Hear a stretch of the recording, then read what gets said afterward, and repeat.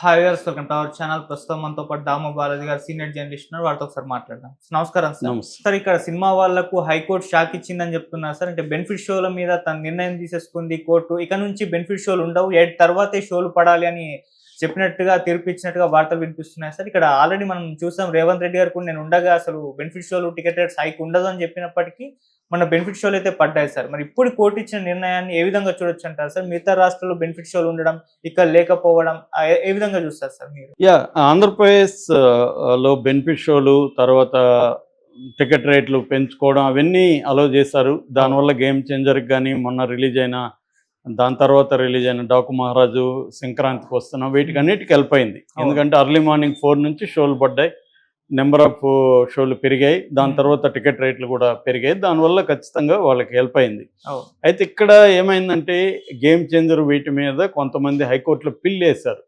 ఇలాగా పెంచుకోవడం కరెక్ట్ కాదు, దీనివల్ల ప్రజల మీద భారం పడుతుందని ఒక అంశము. రెండోది, అర్ధరాత్రి నుంచి టికెట్లు ఇవ్వడం వల్ల ఆల్రెడీ పుష్ప 2కి సంబంధించి సంధ్య థియేటర్లో తొక్కిసలాట్ జరిగింది. అయినా కూడా రేవంత్ రెడ్డి అసెంబ్లీలో ప్రకటించి నా పీరియడ్లో ఇంకా ఈ 5 ఏళ్లలో ఇంకా 4 ఏళ్ళు ఉంది, ఈ 4 ఏళ్లలో నేను బెనిఫిట్ షోలకి ఇవ్వను, నెంబర్ ఆఫ్ షోలకి ఇవ్వను, తర్వాత టికెట్ రేట్లు పెంచుకోవడానికి ఇవ్వను అని చెప్పి కూడా మళ్ళీ ఆయన యూటర్న్ తిరిగి దిల్ రాజు కోసం మళ్ళీ మార్చుకున్నాడు. బెనిఫిట్ షో ఇవ్వలేదు కానీ అడిషనల్ షోలకి ఇచ్చాడు, అర్లీ మార్నింగ్ షోలకి ఇచ్చాడు. ఇది కరెక్ట్ కాదు అనేది హైకోర్టులో పిల్లేశారు. దాంతో హైకోర్టు దాని మీద విచారణ జరిపి ఇటు ప్రభుత్వ వాదన కూడా అడిగింది. ప్రభుత్వం కౌంటర్ వేయమనింది, కౌంటర్ వేశారు. అంతా వేసినాక నిన్న దాని మీద తీర్పు ఇచ్చింది. ఈ తీర్పు ఏంటంటే 8:40 వరకు, మార్నింగ్ 8:40 వరకు షోలు ఏవి వేయకూడదు, 8:40కి మాత్రమే వేయాలి షో అనేది మాత్రం చెప్పింది. అయితే టికెట్ రేట్లు పెంచుకోవడం మీద హైకోర్టు జోక్యం చేసుకుని చెప్పింది. అది ప్రభుత్వానికి వదిలేస్తున్నానని చెప్పింది.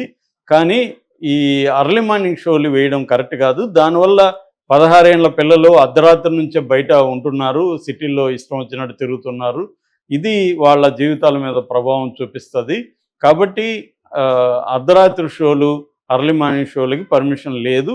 8:40 తర్వాత, మార్నింగ్ 8:40 తర్వాతే వేసుకోవాలి అని చెప్పారు. దీనివల్ల ఏమవుతుందంటే మార్నింగ్ ఇంకొక 2 షోలు ఎంతో నడిపేవాళ్ళు ఇంతకుముందు, దానివల్ల తగ్గిపోతుంది. ఇది సినిమా ఇండస్ట్రీకి దెబ్బ. అంటే అందరికీ దెబ్బ ఏం కాదు కానీ పెద్ద సినిమాలకి దెబ్బే అని చెప్పొచ్చు. ఎందుకంటే ఇప్పుడు పుష్ప 2 తర్వాత దేశవ్యాప్తంగా ఒక చర్చ జరుగుతుంది. నిన్న కూడా గౌతమ్ మీనన్ ఒక స్టేట్మెంట్ ఇచ్చారు తమిళ సినిమాల గురించి.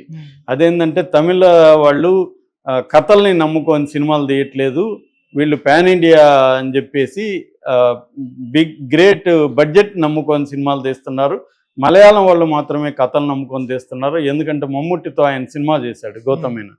ఆ సందర్భంగా ఆయన చెప్పాడు, ఇది నేను చెప్పడం వల్ల నా అవకాశాలు కూడా తగ్గిపోతాయి తమిళ్లో అని కూడా ఆయన అనౌన్స్ చేశాడు.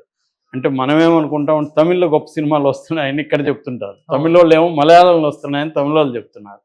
సో అక్కడ కూడా ఇదే పరిస్థితి. ఎందుకంటే దేశవ్యాప్తంగా ఇప్పుడు ఒక ఫీవర్ స్టార్ట్ అయింది. ఒక రకంగా ఇది రాజమౌళి బాహుబలి 2 తర్వాత స్టార్ట్ అయింది. దాని తర్వాత మనకి KGF ఇవన్నీ వచ్చాయి.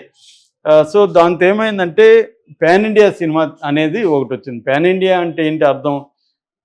బడ్జెట్ని పెంచేయాలి. బడ్జెట్లో కూడా ఇప్పుడు ఒక 400 కోట్ల బడ్జెట్ అంటే అందులో 200 కోట్లు 150 కోట్లు హీరోకే ఇచ్చేస్తున్నారు. ఫైనల్గా హీరో, హీరోయిన్, డైరెక్టర్ వీళ్ళకి అందరికి పోగా సినిమాకి ప్రొడక్షన్కి ఖర్చు పెట్టేది 100 కోట్లు కూడా ఉండట్లేదు. అంటే ఈ 100 కోట్ల క్వాలిటీలోనే సినిమా, నిజంగా దాని బడ్జెట్ చెప్పాలంటే 100 కోట్లే, కానీ వీళ్ళు తీసుకునేస్తున్నారు ఎక్కువ. దీనివల్ల ఏమవుతుందంటే 3 ఏళ్ళు 2 ఏళ్ళు ఆ సినిమాని తీయడము, దాన్ని మళ్ళీ ఎందుకంటే ఈ సినిమా ఆడుతుందో లేదో తెలియదు కదా, అందుకని ఫస్ట్ వీకే లాగేయాలి. మ్యాక్సిమం ఫస్ట్ వీక్ లాగాలంటే ఏం చేయాలి? ఒకటి, నెంబర్ ఆఫ్ థియేటర్లు దేశవ్యాప్తంగా పెంచాలి. రెండోది, ఒక విపరీతమైన హైప్ క్రియేట్ చేయాలి. 10-20 కోట్లు ఖర్చు పెట్టి పబ్లిసిటీ చేసి ప్రేక్షకుల మైండ్లని మొత్తం మ్యానుఫ్యాక్చరింగ్ చేసి, వీళ్ళు సినిమా చూడకపోతే అసలు మాకు ఇంకా విముక్తి లేదు, సినిమా ఫస్ట్ షో చూడాలి, అర్లీ మార్నింగ్ షో చూడాలి అన్న ఒక క్రేజ్ని క్రియేట్ చేసి టికెట్ రేట్లు ఎక్కువ పెట్టి అమ్మేసుకోవాలి. థియేటర్లో. ఓకే. సో ఇది అంటే ఫస్ట్ 3 రోజుల్లో ఫ్రైడే రిలీజ్ అయితే ఫ్రైడే, సాటర్డే, సండే మ్యాక్సిమం లాగేసుకోవాలి డబ్బులు. ఇది అందుకనే ఫస్ట్ డే కలెక్షన్లు ఇవన్నీ కూడా ఏంటంటే నారాయణ చైతన్య ర్యాంకుల్లాగా అయిపోయింది. ఫస్ట్ డే దానికి ఎంత వచ్చింది, దీంతో లేని ఫిగర్స్ని కూడా చెప్పేయడం, ఫస్ట్ డే ఎంత వచ్చిందని బిల్డప్ చేయడం, హిట్ అని టాక్ అని క్రియేట్ చేయడం, ఇలాగా ఒక జనాల్ని మాయ చేయడం, అబద్ధాలతో ఒక ఫాల్స్ మార్కెటింగ్తో చేయడం అనేది మెయిన్గా వచ్చేసింది. సో ఈ కైండ్ ఆఫ్ రావడానికి ప్రధాన కారణం ఏమంటే హీరోల రేట్లు అమాంతం పెరిగిపోయి, లేకపోతే అల్లు అర్జున్కి 300 కోట్లు అంటే విచిత్రమైంది కదా, 3 ఏళ్ళకి 300 కోట్లు తీసుకుండొచ్చు. కానీ మామూలుగా చెప్తే ఇప్పుడు ఆ సినిమాకి పుష్ప 2కి రియల్గా ఎంత ఖర్చు పెట్టి ఉంటారు, 100 కోట్లు కూడా ఖర్చు పెట్టలేదు. సో గేమ్ చేంజర్కైనా అంతే, అంటే వీళ్ళే తీసుకొని మిగతా వాటికి చేయట్లేదు. సో దీన్ని జనాల నుంచి లాగడానికి కోసం రకరకాల ఇవన్నీ లీగలా అంటే లీగల్ కాదని నేను చెప్పలేను.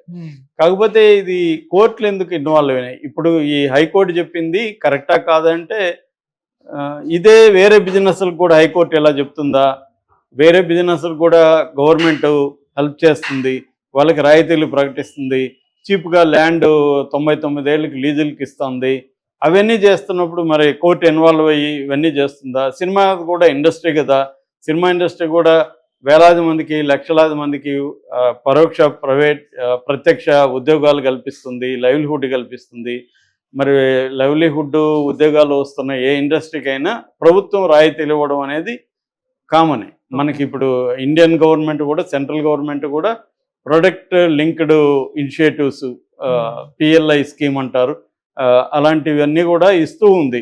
ఎందుకంటే ఇండస్ట్రీ గ్రోత్ ఉంటే ఎకనామిక్ గ్రోత్ ఉంటుంది, ఉద్యోగాలు వస్తాయి, మన పీపుల్కి లైవ్లీహుడ్లు ఏర్పడతాయి. ఇవన్నీ ఇండియన్ గవర్నమెంట్ కూడా చేస్తుంది, దాని ఫలితాలు కూడా వస్తున్నాయి.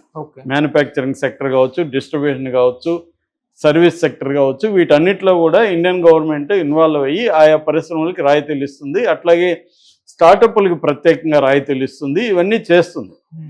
అట్లాగా సినిమా ఇండస్ట్రీ కూడా ఒక ఇండస్ట్రీ కదా, సినిమా ఇండస్ట్రీకి మాత్రం కోర్టులు ఇట్లా ఇన్వాల్వ్ అయిపోయి చెబితే సినిమా ఇండస్ట్రీ రేపు దెబ్బతింటే దాని ఎఫెక్ట్ పడుతుంది కదా వీళ్ళందరి మీద. వాళ్ళు ఎవరు ఎంత రెమ్యునరేషన్ తీసుకుంటున్నారు, సినిమాకి ఎంత పెడుతున్నారు అనేది మనకేం సంబంధం, అది వాళ్ళు చూసుకుంటారు. రెండోదేం బలవంతంగా నేను సినిమా చూడమని చెప్పట్లేదు, వాళ్ళు పబ్లిసిటీ చేస్తున్నారు. ఇప్పుడు సబ్బు ఉంది, మా సబ్బు వాడు, మా పేస్ట్ వాడని వాళ్ళు కూడా మా కూల్ డ్రింక్ తాగని చేస్తారు. అది తప్పు కానప్పుడు వీళ్ళ పబ్లిసిటీ తప్పెందుకు అవుతుంది? అట్లాగే గవర్నమెంట్లు వాళ్ళకి రాయితీలు ఇస్తున్నప్పుడు, ట్యాక్స్ ఎగ్జంప్షన్లో ఇంకోటి ఇస్తున్నప్పుడు సినిమా ఇండస్ట్రీకి రాయితీలు ఇస్తే తప్పేంటి అన్న వాదన కూడా ఉంది. కోర్టులు ఇలా ఇన్వాల్వ్ కావడం కరెక్టా అన్నది ఉంది. మరి దీని మీద ఏమన్నా సుప్రీంకోర్టుకి వెళ్తారా? ఇది రెండోది ఏంటంటే అన్ని రాష్ట్రాల్లో ఒక రకంగా లేదు. ఇక్కడేమో హైకోర్టు ఈ పాలసీ చెప్తుంది, ఆంధ్రప్రదేశ్లో ఏమో లేదు, మరి వేరే రాష్ట్రాల్లో లేదు. మరి ఇట్లా యూనిఫామ్గా దేశవ్యాప్తంగా సినిమాకి సంబంధించి ఒకే రూల్ ఉండాలి కదా అన్న చర్చ కూడా నడుస్తుంది. ఈ చర్చ లాజికల్గానే ఉంది, ఎందుకంటే వేరే వ్యాపారాలకి ప్రభుత్వం రాయితీలు మిగతావి ఇస్తున్నప్పుడు సినిమాకు మాత్రం ఎందుకు ఇవ్వకూడదు, సినిమా థియేటర్లకి నెంబర్ ఆఫ్ షోలు వేస్తే వచ్చే నష్టమే ఉంది అనేది ఒక వాదన.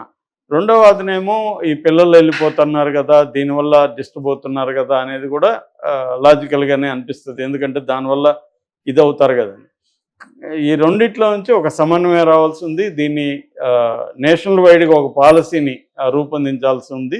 దాన్ని బట్టి అన్ని రాష్ట్రాలు కూడా అవుతాయి. కాకపోతే ఇప్పుడు మళ్ళీ అలా రూపొందిస్తే రాష్ట్రాలు ఏమో మా దీంట్లోకి స్పీర్లోకి మీరు వస్తున్నారు, మంది ఫెడరల్ గవర్నమెంట్ రాష్ట్రాలకు సంబంధించిన నిర్ణయాలని మీరెవరు డిసైడ్ చేయడానికి, ఇవన్నీ మళ్ళీ చర్చ వస్తుంది. ఇదో కాంప్లెక్స్ ఇష్యూ. దీన్ని ఇప్పుడు సినిమా ఇండస్ట్రీ ఎలా చూస్తుంది, ఎందుకంటే సినిమా ఇండస్ట్రీలో కూడా బిగ్ ప్రొడ్యూసర్లకే ఇది ఎఫెక్ట్ అవుతుంది. మామూలు ప్రొడ్యూసర్లు ఎవరు అర్ధరాత్రి చిన్న సినిమాలు అర్ధరాత్రి ఎవరు వేసుకోరు, మామూలుగానే రిలీజ్ అవుతాయి అవి. సో 11 గంటలకో లేకపోతే అర్లీ మార్నింగ్ 9 గంటలకో ఇలాగా రిలీజ్ అవుతాయి తప్ప అర్ధరాత్రి షోలు చిన్న సినిమాలకి ఏం పడవు. కాబట్టి ఈ సమస్యని పెద్ద నిర్మాతలు ఎలా డీల్ చేయబోతున్నారు, సుప్రీంకోర్టుకి ఏమైనా వెళ్తారా,